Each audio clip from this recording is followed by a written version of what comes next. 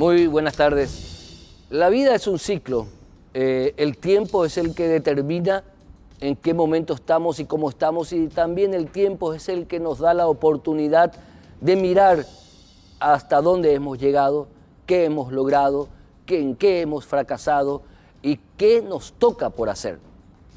Causa Justa cumple 10 años, un equipo maravilloso, yo soy parte de ese equipo, un equipo maravilloso que creó un espacio jurídico para la gente y por la gente, un espacio jurídico en sí, pero que trata de hacer suya la premisa de que la justicia debe estar al alcance de todos. Un espacio en donde se debate, se debatió y se debatirá con respecto a los derechos que nos asisten a todos como ciudadanos. ¿Hemos tenido fracasos en el mensaje? Creo que sí.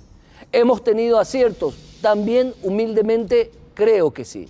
¿Qué nos toca hacer? Y ahí está lo más importante, porque el camino continúa hasta donde se acaba. Por más que parezca una obviedad, detrás de eso hay un análisis y hay la comprensión siguiente. Nos toca hacer todavía mucho, porque todavía falta mucho en este país para llegar a un poder judicial absolutamente independiente de cualquier tipo de injerencia económica, política o de grupos de poder. Aún falta mucho para lograr que nuestros ministros y ministras de la Corte Suprema de Justicia realmente hagan verbo el compromiso y el juramento de hacer cumplir la Constitución Nacional y las leyes. Falta mucho todavía, pero vamos por buen camino para lograr que jueces y camaristas trabajen y controlen los expedientes que llegan a sus manos, para que camaristas y jueces no tengan miedo a nada, sino más que bien tengan el compromiso firme de hacer cumplir la ley sin importar quién está enfrente.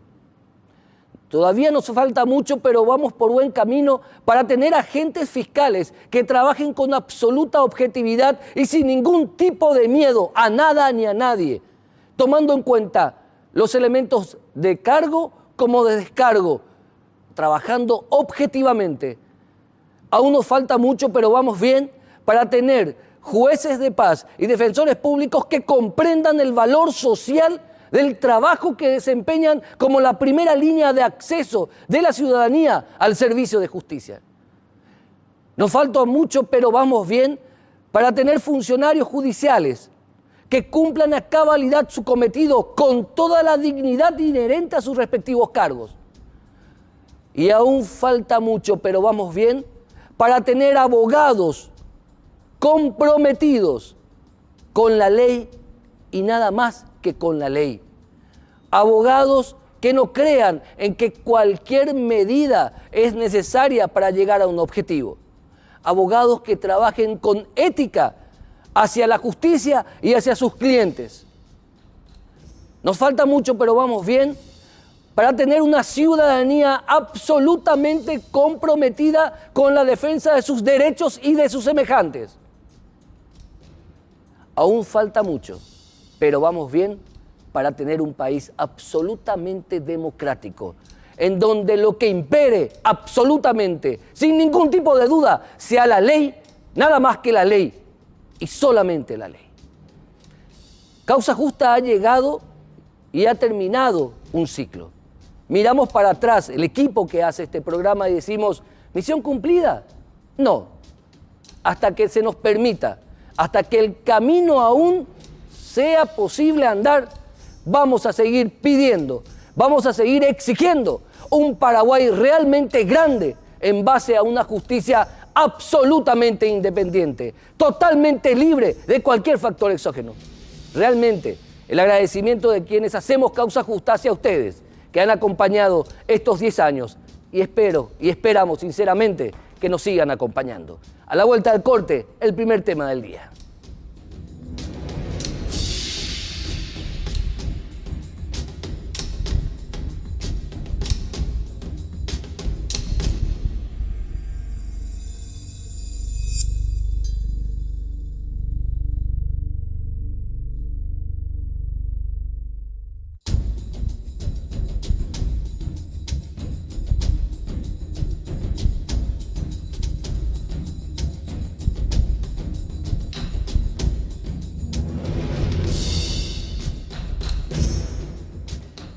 Bueno, continuamos con la invitación y la presencia de distinguidos doctores y doctoras en Derecho que se han postulado para ocupar las vacancias dejadas por Miguel Oscar Baján Albertini y Alicia Pucheta.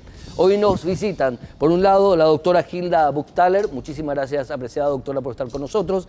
También nos visita el doctor Nicolás Gaonairum. ¿Cómo está, doctor? Bienvenido. Gracias por estar con nosotros. Y el doctor Tadeo Zarratea. Apreciado y distinguido doctor, gracias por estar con nosotros. Muchas gracias, igualmente.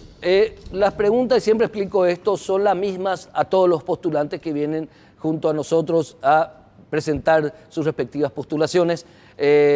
Varían en algunas cuestioncitas, pero la idea es la misma. Y comienzo con la dama, si me permiten los doctores, por favor. Claro, señor, por supuesto. Doctora Hilda Buchtaler, ¿cómo ve hoy usted a la Corte Suprema de Justicia? Muy buenas noches, muchas gracias por la invitación, Héctor. Bueno, yo vengo desde una corte de dictadura de la época del doctor Morales hasta hoy y veo a una corte muy tímida, muy callada, pero que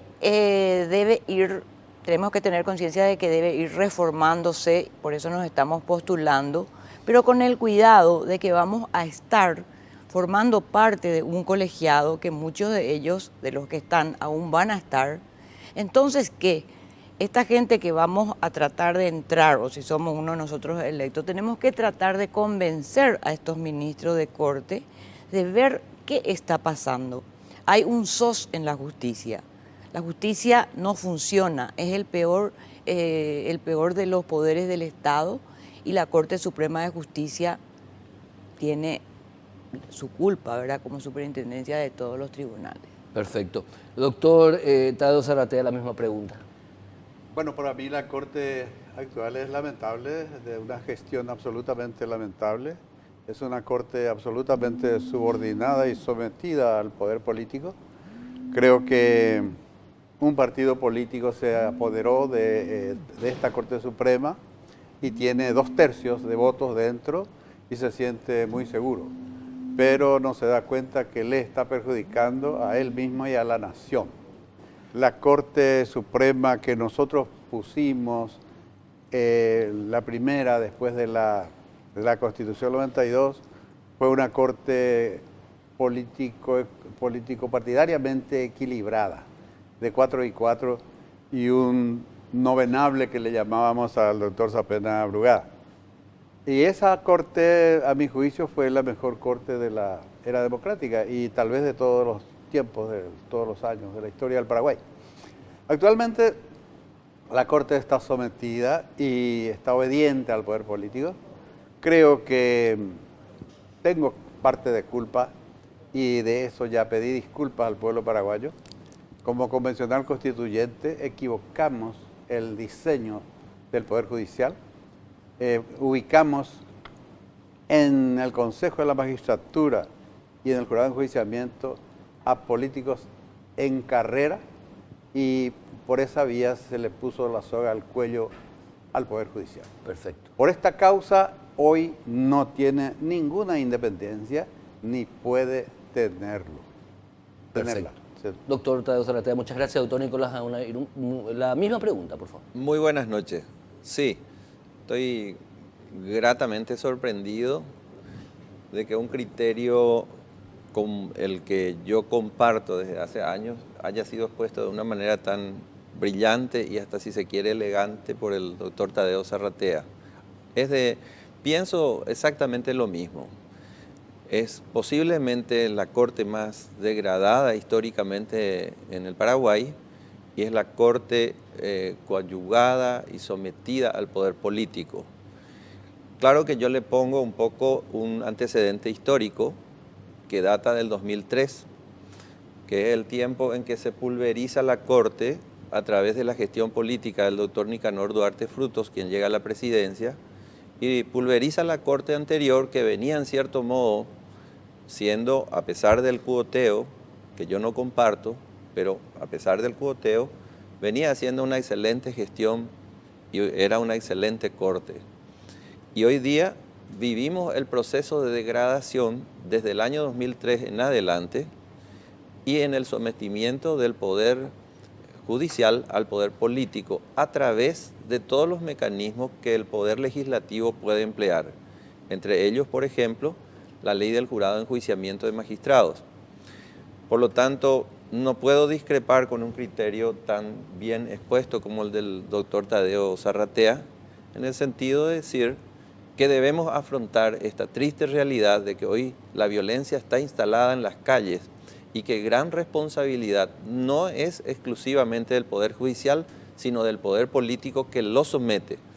Y es como jugar un partido sin árbitros. Por supuesto que el que tiene más fuerza aplica la fuerza. Bueno, ustedes tocaron el tema y coincidieron los tres en hablar ya del factor político, entonces voy a trastocar un poquito el orden de las preguntas que suelo hacer.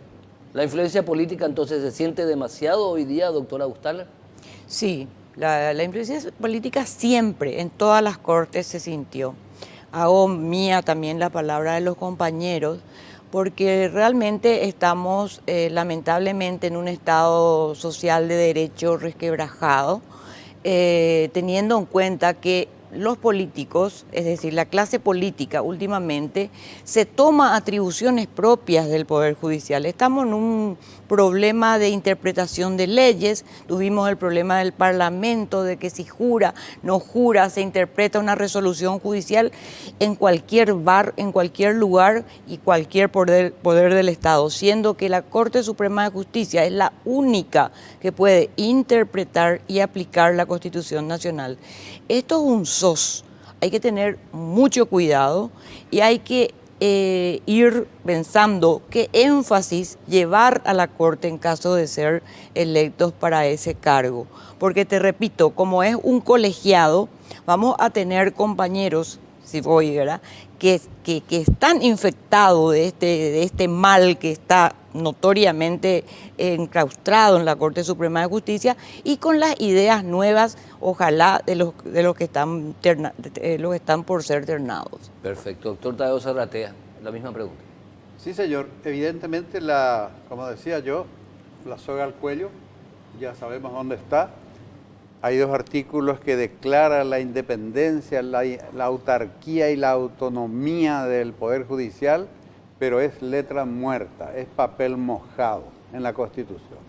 Porque los otros dos artículos que condicionan fuertemente la influencia política al interior del Poder Judicial hace que sea esto inocuo, es decir, estos artículos no funcionan, ni la autarquía, ni la autonomía, ni la independencia del poder como poder, ni de los jueces, porque los jueces somos inficionados, presionados, amenazados, en fin, alertados de que si tal o cual sentencia sale de tal o cual manera, vamos a ser procesados, que vamos a ser destituidos, es decir, permanentemente. Y lo peor es que no hemos puesto en la Constitución un organismo donde, como tienen otras constituciones de América, un organismo donde el juez pueda ir a denunciar eso antes de tomar la resolución.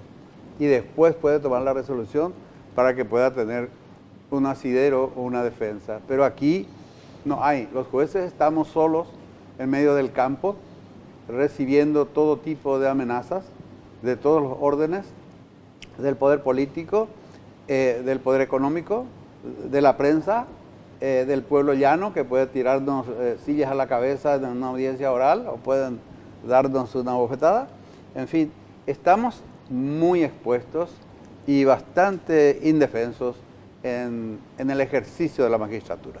Una descripción gráfica bastante preocupante. Doctor Nicolás Gaona, también la misma pregunta. Vuelvo a reiterar que me congratula el punto de vista del colega que viene del gremio de representante del Poder Judicial, está integrado al proceso y puede dar la otra visión que nosotros tenemos desde afuera.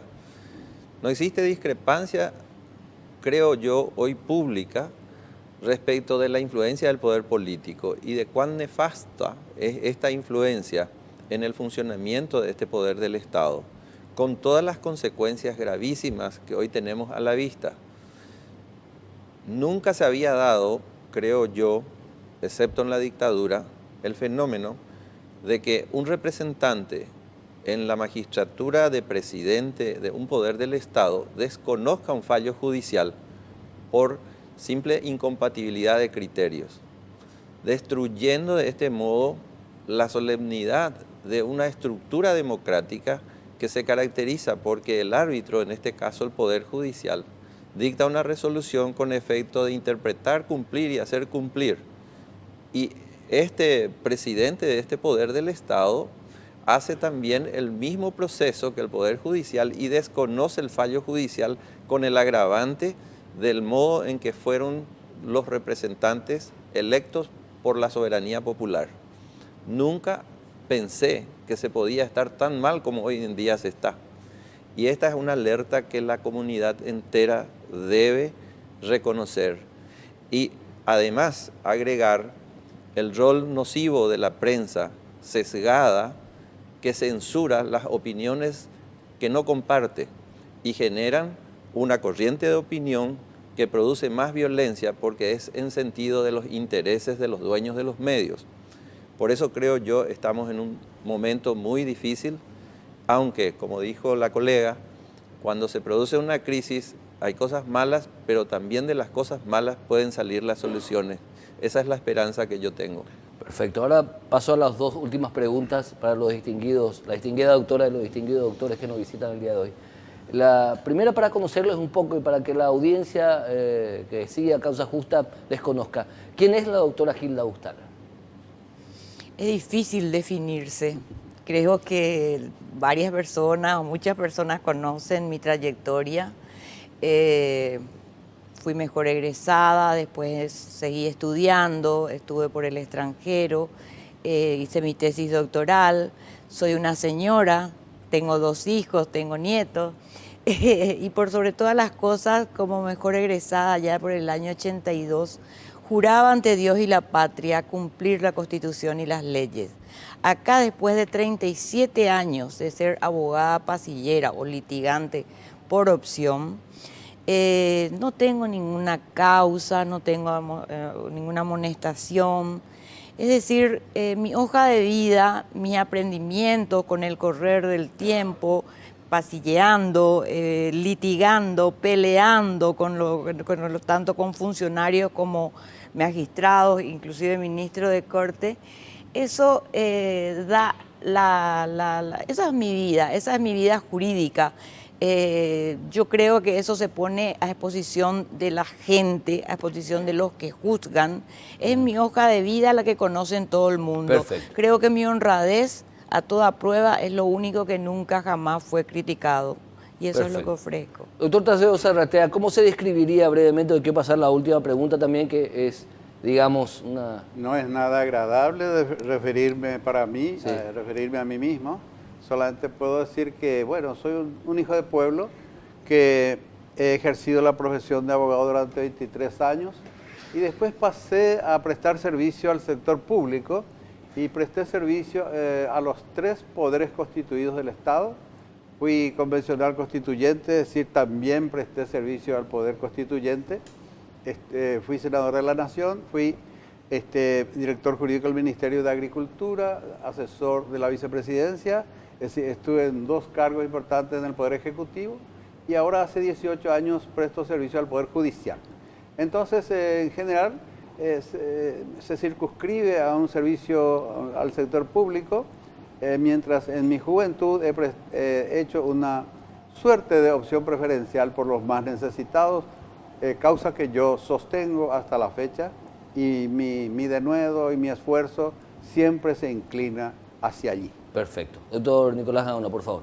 Creo que olvidó algo en su currículum, su capacidad de escritor. Él es un gran escritor. Claro, también, no, eso aparte. Eso aparte. Eso aparte, su carrera de escritor es aparte. Sí. Aunque es difícil mirarse al espejo y decir yo soy ¿verdad? Sí. Tal vez la expresión que me representa, por lo menos en mi voluntad, en mi deseo íntimo, es de ser una persona íntegra. Yo creo ser íntegro. Y esta lucha que se realiza cada vez que se produce una vacancia en la Corte y en la que participo con la esperanza de que a mi nieto, Mateo Luis Rafael, le pueda entregar a esa generación algo mejor de lo que nosotros habíamos vivido y no haber sido sometidos y mirados desde abajo las cosas sin hacer nada absolutamente por los cambios. Perfecto. Y la última pregunta. El mandato para ustedes, en caso de ser electos, ya ministros, ministras o ministros de la Corte, ¿van a quedarse en el cargo 5 años o van a apelar a quedarse hasta la edad de la jubilación de 75 años? Todavía no llegué al cargo, no puedo responder positivamente o negativamente, pero con relación a eso, yo considero que la Constitución Nacional no debió ni siquiera, ustedes fueron creo que los dos constituyentes, ¿verdad? La ley dice claramente que durarán sus funciones hasta los 75 años. Después se hicieron interpretaciones con el juicio con la acción de certeza constitucional, etcétera, etcétera, etcétera. Y la interpretación de la Corte Suprema de Justicia es que durará hasta los 75 años. Pero en mi caso particular, yo obvio responder, porque primero hay que estar en el cargo. Yo creo que 5 años y otros 5 años más puede ser, pero no hasta los 75 en mi caso particular. Perfecto. Gracias, doctora Gilda Ustala. Doctor Tadeo Zarratea, por favor. Bueno, este es un tema que a mí me costó mucho, porque defiendo desde la Convención Constituyente y desde el Senado de la Nación, he venido defendiendo que los ministros de la Corte Suprema deben durar 5 años en sus funciones y al final volver a someterse, como cualquier magistrado, a los procesos de reelección. Esto yo lo sostengo, lo sostuve desde el principio, sin variaciones hasta hoy, y cometí la torpeza de publicar 7 artículos sobre este tema en el diario ABC Color, por cuya causa yo me gané la inquina de los ministros de la Corte, el ninguneo y la persecución. De manera que me costó caro, mi amigo, y no creo que venga por el hecho de presuntamente asumir una banca pueda cambiar de postura, porque yo soy un demócrata y un republicano respetuoso de la Constitución y de la ley. 5 años. 5 años y nada más. Doctor Nicolás Gaona, por favor. Bueno, así como el doctor Tadeo Zarratea tiene una postura pública, yo sostengo exactamente lo contrario. Yo creo firmemente que un pilar de la independencia del Poder Judicial es la inamovilidad de los ministros de la Corte. Y conforme con el análisis que hice en su momento, concluí que es así, ¿verdad? Pero sé también que la realidad política es la que establece la regla de aplicación de la estabilidad en la función de ministro de la Corte. No pienso, bajo ningún concepto, pasar los 5 años en el supuesto de que fuese electo ministro de la Corte. Doctor Nicolás Gaona, muchísimas gracias. Muchísimas gracias a los tres y realmente un placer haber tenido la presencia de tan distinguidos miembros de la familia jurídica, la familia judicial, con posturas diferentes y posturas fuertes. Los tres son Y felicitaciones a Causa Justa. Gracias. Sí, También, es cierto. exacto. Muchísimas Felicidades gracias. a vos, El Héctor. programa de Felicidades, Cana, grande, Nos volvemos a gran encontrar dentro de 10 años, si les parece. Muchas gracias. O antes. Bueno, Bueno, muchísimas muchas gracias. Muchas gracias a los tres. Obviamente continuaremos con el análisis y el abordaje con los postulantes a la Corte Suprema de Justicia, en tanto y en cuanto el Consejo de la Magistratura siga con su trabajo rumbo a la integración de las ternas para reemplazar a Alicia Pucheta y al doctor Miguel Oscar Vázquez Albertini. A la vuelta del corte vamos a tratar de abordar de la mejor manera posible el caso Curuguatú. ¿Qué pasó en Curuguatú? ¿Qué pasó con el caso judicial? Vamos a tener voces y bastante concretas y también vamos a tener testimonios bastante duros de lo que pasó en esa trágica mañana. Vamos al corte.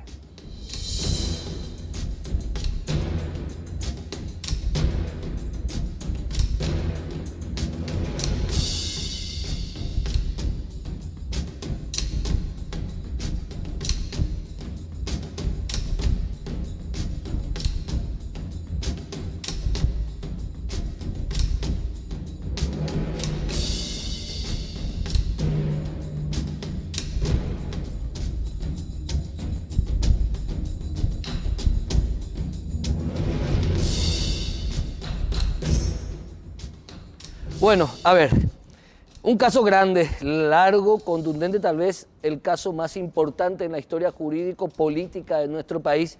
Y antes de pasar a los invitados, permítanme decir algo. un caso en donde no se escuchó la voz de los ministros de la Corte Suprema de Justicia, salvo Alicia Pucheta de Correa, que renunció, renunció cuando tenía el expediente consigo y renunció para ser vicepresidenta de la República. El resto de los 8 ministros de la Corte Suprema de Justicia se inhibieron del caso Curuguatú, se inhibieron de entender la casación. Y es una pena realmente no haber tenido la voz. Y que sean camaristas, con todo el respeto del mundo, que sean camaristas los que hayan resuelto esto. Resuelto para muchos entre signos de admiración y resuelto para muchos entre signos de interrogación. Y nos acompañan hoy agentes fiscales que estuvieron a cargo de esta investigación en una etapa posterior a los hechos y también agentes policiales que fueron testigos directos de lo que pasó y víctimas de lo que pasaron. Pero quiero comenzar con la doctora Blanca Agüero. Bienvenida, doctora, gracias por estar con nosotros. También el agente policial Freddy Toledo. ¿Cómo está, Freddy? Gracias por estar con nosotros, oficial. También el doctor Nelson Ruiz. Gracias, doctor. Gracias por la invitación. Agente fiscal titular de esta causa. Así es. Y también el doctor Leonardi Guerrero, también agente Gracias, titular doctor. de esta causa. Gracias, a doctor. ambos fiscales por estar con nosotros. Y el oficial Nelson Saracho. Gracias por estar con nosotros. Bienvenidos. Gracias. A ver, comienzo por lo siguiente. Son muchos invitados, pero quiero comenzar por los testigos. ¿Les parece? Tanto Toledo como Saracho, disculpen que los tuteé directamente para ser más rápido, tanto Toledo como Saracho estuvieron en el frente de batalla, por así decirlo, estuvieron ahí, Sí, en la señor. línea de fuego. Sí, señor. Y la primera duda que arroja la sentencia de la Cámara de Apelaciones, perdón, de la Sala Penal de la Corte Suprema es que no se probó quién disparó a quién. O sea, no había prueba balística que demuestre que Villalba, el principal condenado, haya disparado directamente al comisario, recordarme el nombre. El Lovera. El Lovera, de Lovera. Pero sin embargo otros dicen no, pero hay testigos directos que hablan y que pueden testificar y que testificaron quién disparó a quién. Ustedes, como oficiales en primera línea, ¿identificaron quién disparó a quién? De identificar exactamente quién disparó a quién, medio difícil la pregunta, porque cuando nosotros entramos ahí, el subcomisario se acercó a ellos para hablar pacíficamente. Desarmado. Claro, desarmado y alzando la mano arriba. Sí, señor. Que era totalmente al revés. Eran ellos que tenían que estar la mano arriba y nosotros apuntarlos a ellos. Así tenía que ser. Sí, señor. Pero este caso fue diferente, ¿verdad? Él alzó la mano y quiso hablar pacíficamente con ellos diciendo, ñandé hermano, ñañe monguetana, ñañe ena. Al decir todo eso, sale, el que más hablaba era Villalba. Villalba. Él siempre era más hostil y decía, no se acerque, pasan las líneas, hermano, bata. Y yo digo que el subcomisario pasó la línea y el que estaba al lado del tipo que estaba en medio, le jugó con un machete largo. Y él salió, y cuando salió ella, vi los disparos, ya vino de este lado, tas. ¿Qué tipo de disparos eran? Era un disparo- ¿Escopeta, rifle, revólver? Eran 2 tiros, no sabría decirte que ¿Vos estabas al lado del oficial? atrás de él. ¿Atrás de él? atrás de ¿Vos él. también estabas desarmado? No, yo estaba armado. Vos estabas yo armado. formaba parte del grupo táctico. Solamente 10 personas estábamos armados. 10 comandos estábamos armados justamente. El tema era entrar sin arma. Sí. Pero cuando él se subió en el helicóptero, hubo unos disparos. Cuando se bajó él, yo me fui y le dije a su comisario, escuché unos tiros cuando pasó el helicóptero. Él sale y me dice, de goles en du, llego a echar la hora, no me dice. Entonces ahí automáticamente ya cambiamos la estrategia, teníamos que entrar, el grupo táctico tenía que entrar para salvaguardar a todo el grupo. Primera herramienta. Con todo el respeto también, obviamente, quiero hablar con Saracho con relación a... Vos también estuviste, Saracho, en la primera línea, estuviste atrás cuando comenzaron los disparos, a metros. ¿Cuántos metros estuviste de los disparos, Nelson? Y de los disparos prácticamente es proporcional, pero yo entré al lado izquierdo. Acá el sucio Toledo entró al lado derecho. ¿Vos? Yo tenía mi posición al lado de los 2 camaradas míos que murieron, que es Godoy y Derlis. Y conste, ahí en ese punto donde yo estaba tenía tiradores apuntándome a mí. O sea, a nosotros. Pero esos tiradores, ¿estaban junto a Villalba o estaban detrás de No, Villalba? no, ellos están... El tema es que ellos hicieron, como estuvimos explicando, que hicieron una U. Sí. O sea, una U, estos lados tiradores y en el medio. Y formando esos círculos forman una U. ¿Qué pasa? Entonces, ¿para qué? Para que los tiros sean certeros. Pues nuestro punto era era desnivelado para nosotros. Nosotros estábamos más abajo Ustedes y ellos estaban estaban abajo, más, ellos y arriba. ellos estaban en un punto poco más alto y cubierto con la maleza. Pues justamente por eso ahí en la foto muestran cómo están organizados. Y por eso nosotros nos dividimos en dos grupos, que los que tenían armas tenían que entrar uno al lado izquierdo y uno al lado derecho para cubrir al grupo táctico que se quedó en el medio, que ingresó primero. Vos sabés que la sala penal dice, y también la defensa insistió mucho de esto, que nunca se probó quién disparó a quién y quién fue el responsable directo de la muerte de cuál de los oficiales o de cuál de los campesinos. Pero los testimonios de ustedes y de los otros camaradas que sobrevivieron a esa refriega, ¿pudieron identificar directamente? ¿Vos pudiste identificar directamente? Creo, bueno, yo hice una declaración de asimilación de personas físicas de uno de los ocupantes que están ahí, que sí dispararon. Que sí dispararon. Que porque la mayoría, porque la mayoría, prácticamente todos estaban con cara cubierta, pasamontaña o cara pintada. Prácticamente todos estaban de esa forma. Preparados, puedo decir. Sí, lógico, sí. Es que vos tenés, estás en Todos una estaban situación... preparados, Todos Toledo. están armados. Sí, todos estaban con la cara pintada, pasamontaña, armas de fuego en mano. Y hay filmaciones entre la gente de la agrupación donde se ve 3 personas que tienen armas de fuego. Y uno de los oficiales gritando que me dijo, mañana mía, vamos a ir armas largas. Hay una filmación. ¿Dónde ¿Qué ven? tipo de armas ustedes lograron? Porque eso duró minutos y el enfrentamiento duró segundos. ¿Qué tipo de armas, Toledo, vos pudiste identificar? Yo vi un 38 aniquilado que estaba así enfrente de su comisario que estaba apuntando y he visto varias escopetas, calibres 12. Varias escopetas calibre 12. Rifle no viste en manos de esa Ah, gente. El ¿No? tema es lo siguiente, aclarando Obviamente. aclarando el tema de los que estaban enfrente, la primera línea, ellos estaban todos armados. Cuando empezó la balacera, cuando ellos le disparaban a su comisario, nosotros tuvimos que reaccionar. Claro, claro. Y ahí es en que en forma estaban escondidos a los otros costados, derecho, izquierdo, en el pastizal estaban escondidos ellos. Ahí ellos se levantaron y le empezaron a meter plomo a nuestro grupo. Estaban preparados para atacar. Nosotros le llamamos emboscada. Una emboscada. Sí, le llamamos porque embudo fatal. Ellos hablan mucho de que también se dice que no hubo un disparo proporcional entre nosotros, pero la mayoría, según los fiscales, es que si una pericia fue los disparos fueron en el rostro y a los costados. ¿Por qué a los costados? Justamente porque ellos nos tenían en mira y porque los costados del chaleco ya nos cubre prácticamente. Nos cura. Y fueron esa parte la mayoría de los disparos. Y muchos tuvieron más de 5, 6 o 7 impactos. El comisario de rostro, Finado en la Lovera cara tuvo y- muchos impactos según los señores fiscales, justamente porque ellos están más centrados en las causas. ¿Por qué me centro en esto, agentes fiscales, la doctora Blanca Agüero? Me centro en esto porque la idea central de las 75 páginas de la sentencia de la sala penal, integrada por camaristas, es justamente de que la Fiscalía en estos años de investigación no pudo identificar y demostrar a ciencia cierta quién mató a quién. Y que incluso hablaba de que no se realizaron las autopsias a todos los cuerpos, sino se realizaron 2 autopsias nomás. Por eso me profundizo eso, doctor Ruiz. Bueno, hay que hacer una aclaración respecto a la declaración de los testigos. Sí. Y aquí va a secundar lo que estoy señalando solamente el oficial Saracho. Si bien es cierto, Toledo, por la posición en que se encontraba, quizás no haya podido haber visto qué persona inició los disparos, digamos, pero él se percató posteriormente que los que estaban al frente en la primera línea, todos dispararon hacia ellos. Eso él mencionó. Y en el testimonia, juicio. testimonias. Y acá, y acá hay un punto importante de la declaración del suboficial Saracho, donde él había referido en el juicio oral y público, ante la consulta del tribunal, sobre la persona a quien él vio disparar contra el subcomisario Herben Lovera. Él había dicho en el juicio, había mencionado las características físicas de esa persona, Ropas también. su vestimenta, su altura, color de tez, etc. Y en el momento del juicio oral y público, ante la pregunta de que si entre las 11 personas que se llevan sentados a la izquierda en el estrado judicial, reconoce a alguno de ellos como el posible autor de ese disparo, él había señalado diciendo, el que está sentado, no sé si estaba en segundo o en tercer lugar en ese momento, dijo, el que está sentado en tal lugar, tiene todas las características de la persona que yo acabo de describir. Quizá no sea un reconocimiento certero, pero es un elemento de suma importancia y de suma trascendencia para que, ligados con los demás testimonios que también describen las características físicas de las demás personas que estaban ahí, estamos hablando de testigos presenciales y de primera línea. Claro.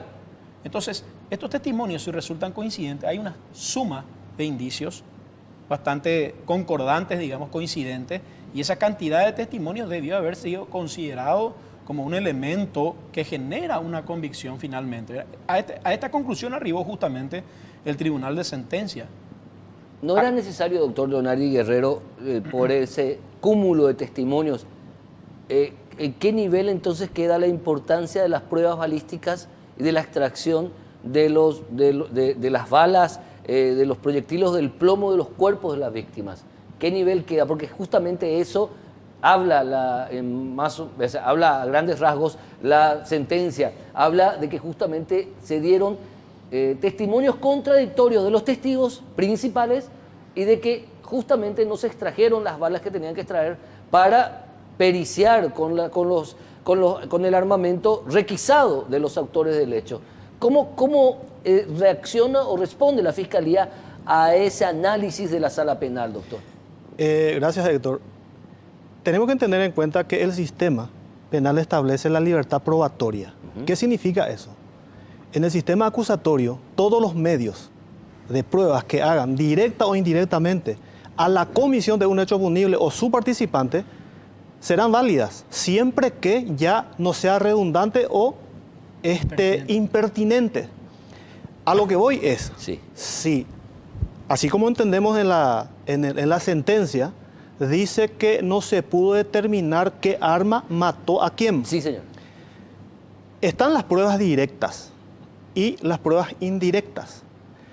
En el peor de los casos, en este y en todos los procesos, para el Ministerio Público que es acusador, puede ir por los medios indirectos, siempre que estos medios indirectos, sumados a otros elementos, concluya de manera inequívoca que Héctor Alegre fue el que disparó.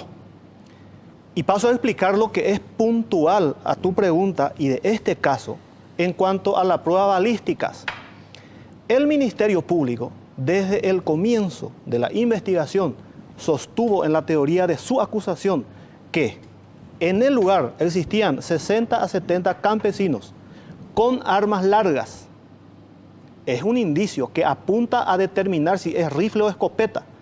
¿Qué fue lo que se levantó en el lugar del hecho? Se levantaron escopetas y también armas cortas. Se determina técnicamente si esas escopetas son aptas para efectuar disparos. Perfecto, son aptas para efectuar disparos. Ahora bien, ¿quién disparó?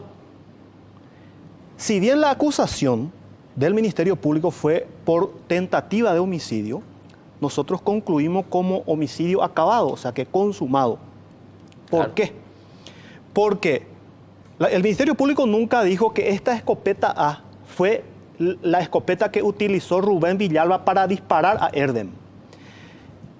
Lo que nosotros determinamos es que esa escopeta fue disparada. En el cuerpo de Erdem Lovera se encontró esquirla de escopeta, ¿verdad? Sí. En cuanto al aspecto de la acción concreta de Rubén Villalba.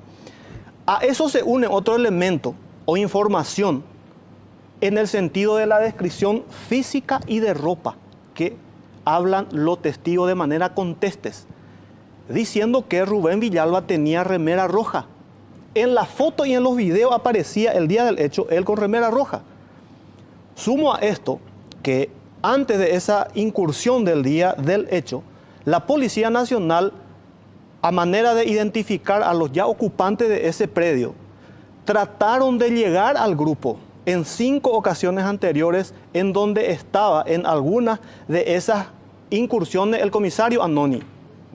El comisario Annoni le conoce ya de cara al señor Rubén Villalba, con quien hablaba en ocasiones anteriores, y este y su grupo se plantaba y se ratificaba que no iban a salir de ese inmueble.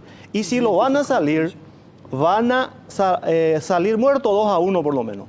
El comisario Annoni, cuando depuso en juicio oral, también expresa y reconoce que en incursiones anteriores encaraba a los intervinientes de Rubén Villalba de manera hostil. O sea, y él estaba el día del juicio. Proclive y preparatoria a un hecho delictivo, porque ustedes hasta ahora me construyen la historia, los testimonios verídicos, contundentes de los dos oficiales, de que esta pobre gente que murió y ellos que estuvieron en la línea fueron atacados desde los costados para hacerles heridas justamente en rostro y en costado, porque ahí no hay, no cubre el chaleco. O sea, había una preparación, se probó la emboscada. Asimismo, quiero acotar a lo ya señalado por mi colega Leonardi, algunos aspectos que hacen a eso que estás señalando justamente vos.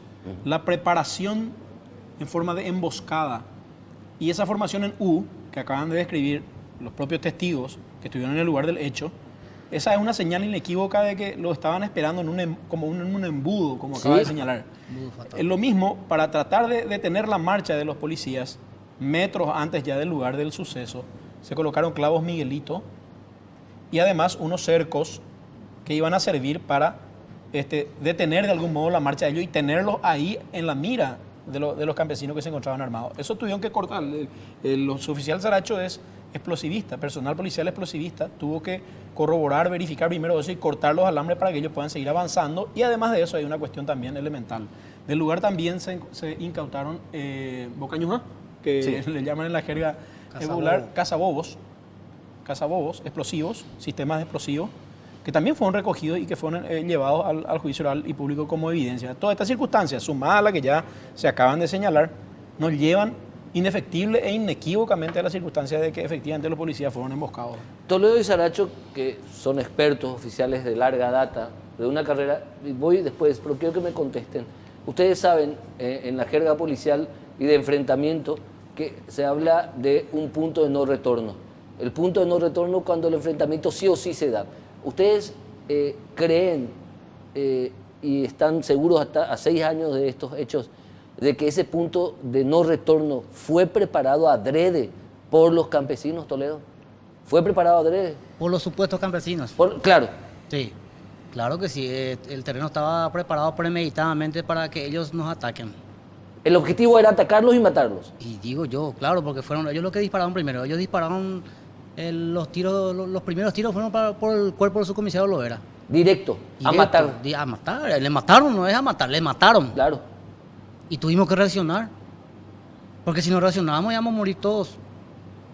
Saracho, también, ¿prepararon el punto de no retorno, Saracho? Claro que sí. En los cursos que nosotros hacemos, o sea, especialmente que nosotros estamos en las fuerzas especiales, hay diversos tipos de formaciones de emboscadas. La formación que ellos hicieron justamente es un tipo de emboscada que uno se coloca a los costados, formación de completo, y la formación del terreno nos hacía nosotros estar en una zona baja. ¿Por qué eso? Para que cuando los disparos que realicen a ambos costados no puedan agarrar y darse una lamunidad de uno y el otro que están disparando. ¿Qué pasa cuando disparan? Hacen un hueco y los disparos van hacia abajo. Tienen el dominio de la acción. Lógico, y justamente por eso la preparación de la cara pintada, justamente para que no tenga el reconocimiento, y la formación como ellos están utilizando, que va de un tirador para que se bajan y se subían. Yo por mi caso... ¿Vos recibiste un disparo en el rostro? Sí, yo recibí un disparo en el rostro. O sea, a mi punto donde yo estaba, había más de 4 o 5 tiradores. Y esa es una primera línea. Y en eso, al lado mío, murieron 2 camaradas míos, que es Godoy y Derli. Sí. Ellos recibieron impacto en la altura del rostro y los costados. Yo recibí también la altura del rostro, en este punto. Y que prácticamente me destrozó la parte del material superior, la parte de arriba, material superior. Y prácticamente eso te digo. ¿Por qué la escopeta? Es porque su dimensión de disparo abarca con mayor proporcionalidad por los balines. O sea, un disparo prácticamente, si es que utiliza 9 impactos. Contundentes las declaraciones de los oficiales realmente. A la vuelta del corte quiero darle participación también a la doctora Blanca Agüero. Lo que ustedes me dicen, a ciencia cierta, deja constancia de que esta gente preparó el escenario para matar. Prepararon la emboscada, directo. A la vuelta del corte, más causa justa con este caso.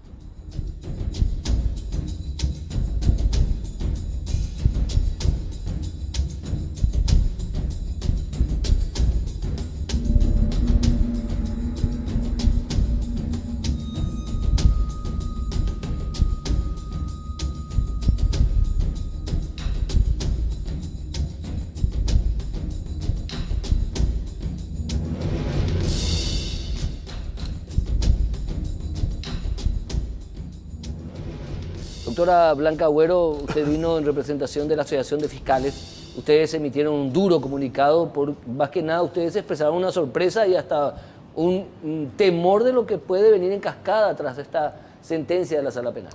Realmente para nosotros fue muy sorpresivo y como Asociación de Fiscales desde el primer momento hemos apoyado la labor de nuestros colegas quienes fueron vilipendiados durante todo el juicio. Han pasado innumerables improperios de todas esas personas que bueno, estaban procesadas y su gente. Esto tiene siempre un contenido ideológico. No sé si recordarás el caso Marquetalia. Sí. Bueno, es la misma ideología. Y tengo que hablar de esto porque hay que ser claros, ¿verdad? Y no se sabía de todo esto cuando Fernando Lugo, presidente de la República, le autoriza a Carlos Filisola, ministro del Interior, a enviar a gente desarmada, a la muerte directo. ¿Qué pasa con Carlos Filisola? ¿Qué pasa con Fernando Lugo en esta historia? Bueno, en realidad a mí no creo que me competa hablar de temas políticos, pero sí puedo decir que en el curso de mi trabajo y de nuestros compañeros en tantos años que también hemos investigado ese tipo de invasiones, ¿verdad? Que tienen un contenido más ideológico que otro tipo de cosas, porque si vamos a ser legalistas, en realidad no es la forma de obtener una tierra, ¿verdad? No es legal la manera en que pretenden obtener la tierra, ¿verdad? Para usted, este fallo, ¿qué significa y qué es? Es la legalidad de las invasiones. Para nosotros es un retroceso. Nosotros hoy como agentes fiscales vamos a pedirles a nuestros policías que nos acompañen a un procedimiento. Cuando están ellos, Dios mío, esto es verdaderamente, todavía no nos sacamos la sorpresa, pero se puede corregir, ¿eh? Porque lo que hicieron estos camaristas que se erigieron en ministros de corte, en realidad no podían hacer lo que hicieron en el sentido de valorar la prueba. Esto es mal desempeño claro y contundente. Y así como el jurado de enjuiciamiento de magistrados es duro con los fiscales que hacen mal su labor y que mal desempeñan en su trabajo, nosotros también esperamos que de oficio ellos traigan a la vista su trabajo y vean si es que ellos jurídicamente pudieron hacer lo que hicieron. Toledo, yo te veo hace años, te veo ofendido, te veo enojado, te veo compungido. Sos un profesional de la carrera policial, tenés formaciones de aquí para allá.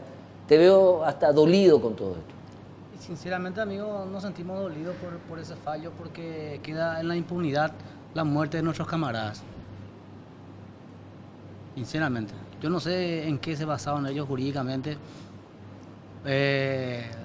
Lo que sí puedo decir que ellos no leyeron toda la historia porque no llevaron en cuenta mi declaración, no llevaban en cuenta la declaración de Saracho, no llevaban en cuenta ninguna de las declaraciones de nosotros para que ellos puedan dictar esta sentencia. Vos decías en el corte, entonces los camaristas han dicho que yo mentí, entonces yo tengo que estar en la cárcel. Sí, yo digo que si mi testimonio no sirve o no llevaron en cuenta, entonces quiere decir que yo me tildo de un testigo falso. Yo debería estar en la cárcel si soy testigo falso.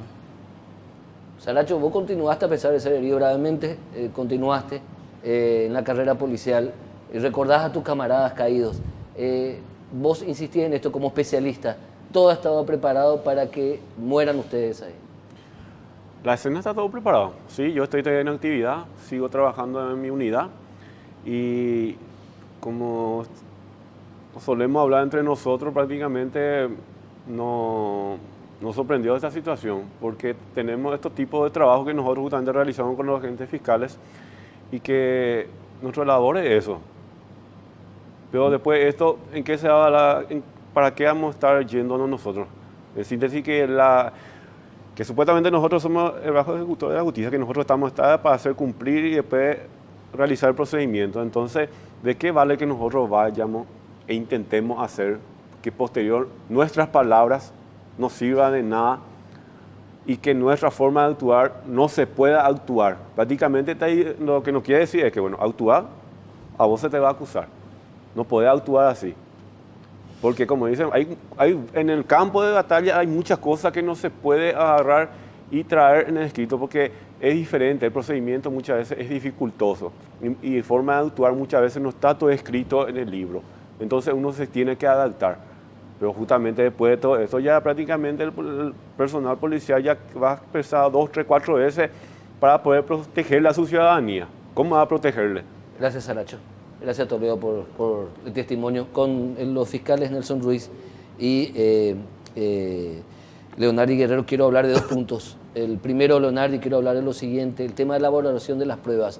La sala penal dice que no valoró las pruebas. Lo que hizo fue decirle a la Cámara de Apelación que la Cámara de Apelación no actuó correctamente porque no controló que el Tribunal de Sentencia haya valorado las pruebas en base a la sana crítica y que actuó el Tribunal de Sentencia de manera arbitraria y que eso la Cámara de Apelación debía revertir. Y como no lo hizo, ellos como ministros de Corte lo hacían. Pero ustedes sostienen que irregularmente se volvió a valorar las pruebas, cosa que no corresponde. Es así, Héctor. Yo quiero dar un paneo general para llegar a ese punto específico para que se pueda entender. Sí. Esta causa, a partir de la imputación, tuvo control de abogados defensores. O sea que todos y cada uno de los imputados posteriormente acusados estuvieron siendo asistidos por defensores técnicos profesionales. E igualmente, todos los elementos o pruebas que se van incluyendo dentro de la causa fueron controlados y controvertidos en todas las etapas. Primero por el juez penal de garantías, que resolvió previo control elevar esto a juicio oral y público. Juicio oral y público, Tribunal de Sentencia, 3 jueces valoraron y concluyeron los elementos, finalmente calificaron y condenaron. Los condenados recurrieron a Cámara de Apelaciones. Nuevamente, Cámara de Apelación, otros 3 jueces más, volvieron, o sea que daron razón y ratificaron la condena. La condena, sí. Ratificaron la condena. ¿Qué pasó finalmente en la Sala Penal de la Corte Suprema de Justicia? La Sala Penal de la Corte Suprema de Justicia concluye y dice que no existen pruebas, orfandad probatoria. Para nosotros eso fue una sorpresa muy desagradable en el sentido procesal. ¿Por qué? Técnicamente, ¿en qué se convierte tanto pruebas y hechos a partir de una condena de primera instancia? Adquiere calidad de intangibilidad. ¿Qué significa eso? Los órganos superiores ya no pueden volver a tocar hechos y pruebas. Y es lo que patente está en esta sentencia que finalmente resolvió absolver a todo, en el sentido de que analizaron, valoraron y concluyeron. Y no es como ellos lo afirman o lo sostienen, porque no se funda esto en la sentencia que nosotros no nos informamos, ¿verdad? En el peor de los casos, si esta sentencia va a quedar en el estado en que está, es decir, firme, y ya no haya forma de rever, ya no tendría sentido, o sea que todos se debería de resolver nada más ya en Tribunal de Sentencia. Ya no va a tener sentido la existencia de los órganos superiores. Ya. Sí, se va a estar analizando toda la cuestión de hechos y pruebas nuevamente. Perfecto. Nelson, brevemente luego quiero cerrar con Blanca. 2 segundos. Nelson, tema de la aclaratoria. No se puede modificar una sentencia de corte con aclaratoria. Bueno, ahí quiero hacer 3 puntualizaciones Sí. sumamente importantes y lo más breve posible. Sí. Primero, la aclaratoria se da después de haberse dictado sentencia, después de haberse dictado el fallo, obviamente y lógicamente, pero habiendo estado recusados los miembros de ese tribunal. Sí. La recusación se formuló el viernes a las 15 horas y ellos fallaron nuevamente con la aclaratoria el lunes en horas de la mañana. Sí. Esa presentación consta obra en poder de la Fiscalía, Perfecto. por un lado, y por otro lado, la aclaratoria sirve solamente para aclarar términos oscuros o algunas omisiones que se hayan hecho, pero nunca sobre cuestiones sustanciales o esenciales como lo es el voto de uno de los ministros, y además se tiene que estudiar. La aclaratoria es procedente cuando las partes no han sido aún notificadas de la resolución, y las partes fueron todas notificadas una semana antes. Esta es otra falencia. Una contradicción grave, jurídica muy grave. Por último, tengo 1 minuto, Blanca, sí. Agüero, mensaje a la ciudadanía, mensaje a la sociedad, al jurado también. Sí. Acá se legalizó no solamente la invasión de tierras, se legalizó además los homicidios de los policías. Y ya no existe, realmente es un retroceso terrible. Como Asociación de Fiscales acompañamos a nuestros colegas y le animamos a la Policía Nacional a que no decaiga, que vamos a estar firmes con ellos y pedimos a los miembros del jurado que revisen la actuación de los ministros. Perfecto. A todo el agradecimiento. Toledo, un último mensaje, 30 segundos. 30 segundos tengo. Un último mensaje, Toledo, por favor. Ya dije todo lo que tenía que decir. ¿Estás molesto? ¿Cómo recordás a tus camaradas caídos? Y con mucha tristeza. Gracias, Toledo. Gracias, Aracho. Fiscales, muchísimas gracias a los 5 por estos testimonios, por traer este caso. Vamos a ver qué pasa con esto, vamos a ver cómo se revierte, se puede revertir, no se puede revertir, dónde está la instancia que hace el jurado. Mucha historia todavía parece que va a correr en este tema, en este expediente. Gracias a los 5 por haber venido y por compartir sus distintos testimonios. Gracias a vos. Esperamos haber sido lo más claros posible. Esta es una causa bastante complicada, pero creo que fuimos a los puntos directos. La emboscada estaba preparada, no se puede modificar con aclaratoria el fondo de la cuestión. Una situación delicada, este expediente sigue siendo delicada. Y los ministros de la Corte Suprema de Justicia estuvieron ausentes. Muy buenas noches, nos volvemos a encontrar el próximo domingo.